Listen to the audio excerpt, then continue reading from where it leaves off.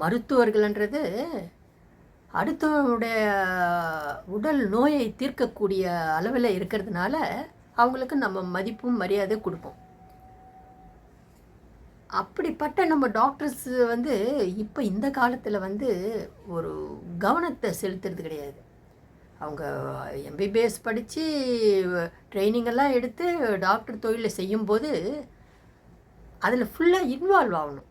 தெரிஞ்சிக்க வேண்டியது நிறைய இருக்குது. அதை தெரிஞ்சிக்காமல் இருந்தால் எப்படி பேஷண்ட்டை அவங்க சரியாக கவனிப்பாங்க?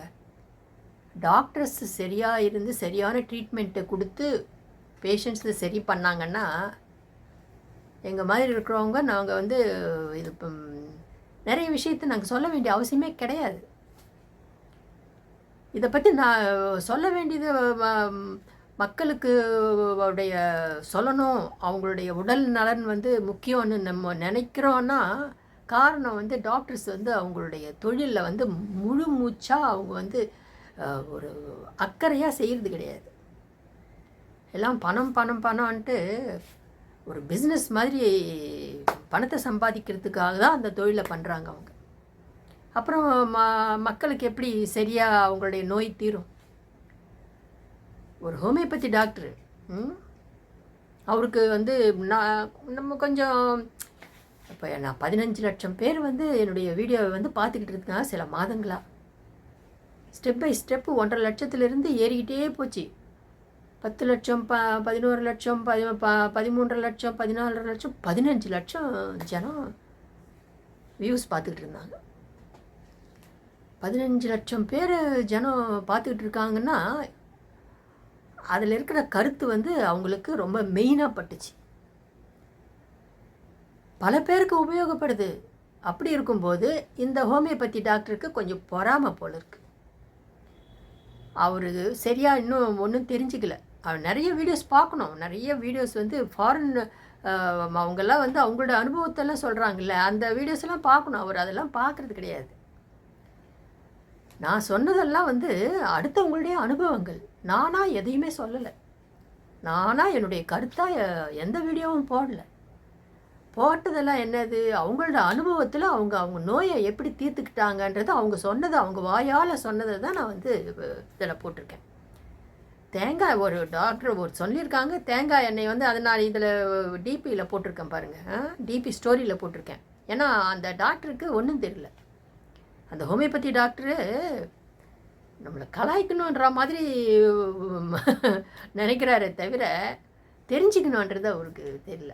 ஆக்சிஜனை உடம்புக்குள்ளே நம்ம அனுப்புனோன்னா ஆக்சிஜனை ஸ்ட்ரெயிட்டாக அனுப்பணும். அவர் சொல்கிறார் ஆக்சிஜனை ஸ்ட்ரெயிட்டாக அனுப்புறது.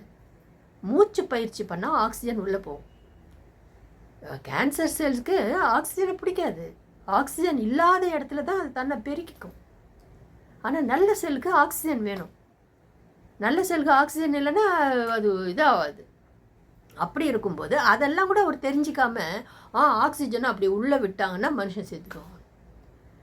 தேங்காய் எண்ணெயை organic coconut oil, pure oil cancer patient ஒரு 3 இது நான் போட்டிருக்கேன் டிபியில். ஒரு டாக்டர் அவர் குப்தா சொல்லியிருக்கிறாரு. அந்த மாதிரி இன்னொரு டாக்டரும் சொல்லியிருக்கிறாரு. அவர் அந்த ட்ரீட்மெண்ட் பண்ணும்போது அவர் நோயை தீர்க்கும்போது கோகோனட் ஆயில் தேங்காய் எண்ணெய் காலையில் ஒரு 30 ml-லேருந்து 50 ml கொடுக்குறாராம். நோயாளிகள் நிறைய பேர் சரி பண்ணியிருக்கார் அவர். அதை தான் நான் சொல்லியிருக்கேன். சொன்னால் இவர் ஏதாவது அவருக்கு தெரியல, ஒன்றுமே தெரியாமலேயே தெரிஞ்ச மாதிரி பேசுறது. அவருடைய மாத்திரைங்கெல்லாம் காட்டுறாரு. காட்டிட்டு அது பேஷண்ட்ஸ் பார்த்துக்குவாங்களான்ட்டு அதுவும் ஒரு பிஸ்னஸ் ஆகிப்புது. 10 பேரை வேணால் நீங்கள் மாற்று இது பாருங்கள். 10 பேருடைய கருத்து தெரிஞ்சுக்கணுமா? அப்போ இவரால் சரியான டிசைடாக ஒன்றும் சொல்ல முடியல. அவர் அப்படி இருக்கிறாங்க டாக்டருங்க. தன்னை வளர்த்துக்கணுன்னா நிறைய தெரிஞ்சுக்கணும்.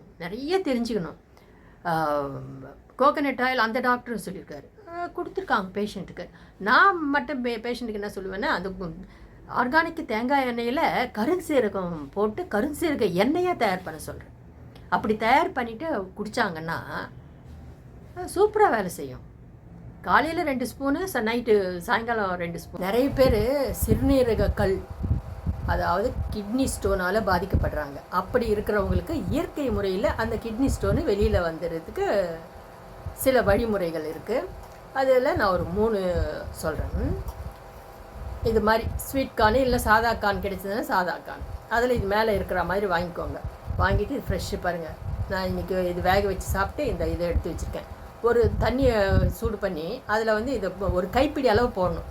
கைப்பிடி அளவு இதை போட்டு ஒரு அரை மூடி எலுமிச்சம்பழம் உடைய ஜூஸ் எடுத்து போட்டுக்கணும். அப்புறம் பெப்பர் பொடி, பிளாக் பெப்பர் அதை போட்டு, உப்பு ஒரு கல் உப்பு கொஞ்சோண்டு, அப்படி இல்லைன்னா இனிப்பாக குடிக்கணும்னு நினைக்கிறவங்க தேன் கலந்துக்கலாம். காலையில் எம்டி ஸ்டமக்கில் இதை வந்து சில நாள் குடித்தாவே கிட்னி ஸ்டோனு வெளியில் வந்துடும். இது ஒரு வழி. இன்னொரு வழி, அந்த வாழை மரம் இருக்குது பாருங்கள், வாழை மரத்தை வந்து வெட்டிடணும். இப்படி வெட்டினா நடுவில் வெட்டிட்டு அந்த வாழை இதில் வந்து நடுவில் அப்படியே குழி மாதிரி இப்படி எடுத்துட்டு அது ஒரு அந்த வாழை இலையை வச்சு மூடி வச்சிடலாம். நைட்டு மூடி வச்சுட்டா, சாயங்காலத்தில் வெட்டணும், நைட்டு அப்படி மூடி வச்சிடுற மாதிரி வச்சுட்டா அடுத்த நாள் காலையில் பார்த்தா அப்படியே அதில் நிறைய தண்ணி நிற்கும் தேங்கி. அந்த தண்ணியை வந்து அப்படியே எம்டி ஸ்டமக்கில் குடிக்கணும். அந்த வாழை அந்த தண்ணி அது ஜூஸ் மாதிரி, அதில் அந்த குணம் இருக்குது. கல்லை கரைச்சி வெளியில் கொண்டு வர குணம் இருக்குது.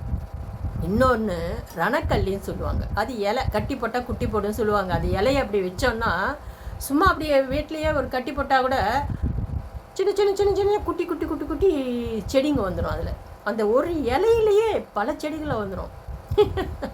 நல்லா இருக்கும். நான்லாம் வச்சுருந்தேன் அந்த செடியை, ரொம்ப அழகாக இருக்கும். சின்ன சின்ன செடியை பார்த்தா அதுவே நான் தனித்தனியாக அதை எடுத்து தனித்தனியாக நட்டு நாங்கள் இன்னும் செடி நான் தயார் பண்ணிக்குவோம். இப்போல்லாம் ரொம்ப கம்மியாகிப்போச்சு. ஒரு டைமில் ரொம்ப ஜாஸ்தியாக இருக்கும்.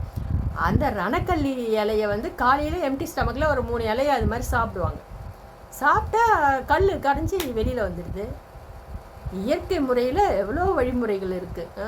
கிட்னி ஸ்டோனு போகிறதுக்காக வாழை மரம் அந்த வந்து மட்டையை வெட்டிட்டு இது மாதிரி பண்ணிவிட்டு அப்படியே மூடி வச்சுட்டா அடுத்த நாள் காலையில் தண்ணி அப்படியே இருக்கும். அது பாருங்கள், தண்ணி எவ்வளோ வந்திருக்கு. அதை வந்து எம்டி ஸ்டமக்கில் குடிக்கணும். டெய்லி குடித்தா கிட்னி ஸ்டோனு போயிடும்ன்றாங்க. கிட்னி கல்லுக்கு பயப்படாதீங்க, இந்த மாதிரி செஞ்சு பாருங்கள். கேரட் ஜூஸ் குடித்து 4th ஸ்டேஜ் கேன்சர்லேருந்து விடுபட்டாங்க ஒரு லேடி. ஆன் கேமரின்ன்றவங்க 2012 ஹாஸ்பிட்டலுக்கு போய் டெஸ்ட் எடுத்தாங்க. டெஸ்ட் எடுத்ததுக்கப்புறமா கேன்சர் வந்து 4th ஸ்டேஜ். 4th ஸ்டேஜ் என்ன பண்ணணும் ஏது பண்ணணும் யோசித்தாங்க. ட்ரீட்மெண்ட் ஏதாவது எடுத்துருப்பாங்களா என்னன்னு அதை பற்றி அவ்வளோ இன்ட்ரெஸ்ட் இல்லைன்ற மாதிரி போட்டிருக்காங்க அவங்க. கேரட் வந்து ஒரு நாளைக்கு 5 தடவை ஜூஸ் எடுத்து குடிச்சிருக்காங்க. ஃப்ரெஷ் ஜூஸு, நல்லா திக்காக ஃப்ரெஷ்ஷாக. இது பாருங்கள், இது எவ்வளோ ஃப்ரெஷ்ஷாக இருக்குது. கேரட்டு ஃப்ரெஷ்ஷாக தான் சாப்பிடணும். கடித்து சாப்பிட்டா நல்லது தான். பல் நல்லா ஸ்ட்ராங்காக இருக்கிறவங்க யங் ஏஜாக இருந்தால் நல்லா கடித்து சாப்பிட்டா பல்லுக்கு உறுதி. கடிக்க முடியாதவங்க ஜூஸாக எடுத்து குடிச்சிடணும். 5 டம்ளர் ஜூஸு ஒரு நாளைக்கு குடிச்சிருக்கிறாங்க. இது வந்து ஆன்டி ஆக்சிடென்ட் வந்து பேக் பண்ணியிருக்கோம். கேரட்டு பீட்டா கரோட்டின் அதிகமாக இருக்குது. அந்த பீட்டா கரோட்டின் வந்து கேன்சர் செல்லை வந்து எதிர்த்து போராடக்கூடிய குணம் படைத்தது. அதனால தான் அவங்க வந்து ஒரு 8 வாரம் அவங்க குடிச்சிட்டு போய் பார்த்தாங்க டெஸ்ட்டு. அப்போ டியூமர் வந்து அப்படியே கொஞ்சம் சுருங்கி இருக்குது.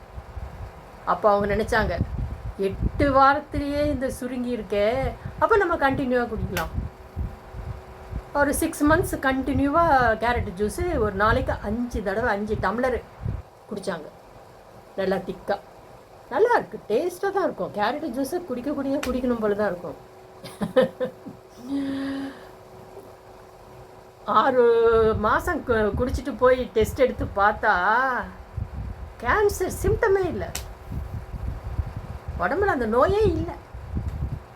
காளான் கேன்சர் இருந்தவங்க அவங்க 4th ஸ்டேஜ்.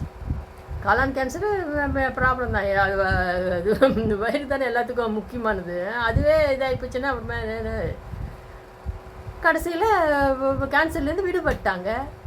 அதை வந்து நான் டிபியில் ஸ்டோரியில் அந்த லேடி யார் வந்து அவங்க இந்த கேரட் ஜூஸ் குடித்து வெளிப்பட்டாங்களோ சொன்னாங்களோ அவங்க புக் எழுதுனாங்க. அதுக்கப்புறமா அவங்க அதுலேருந்து விடுபட்டதுனால அதை பற்றி ஒரு புக் எழுதி பப்ளிஷ் பண்ணாங்க.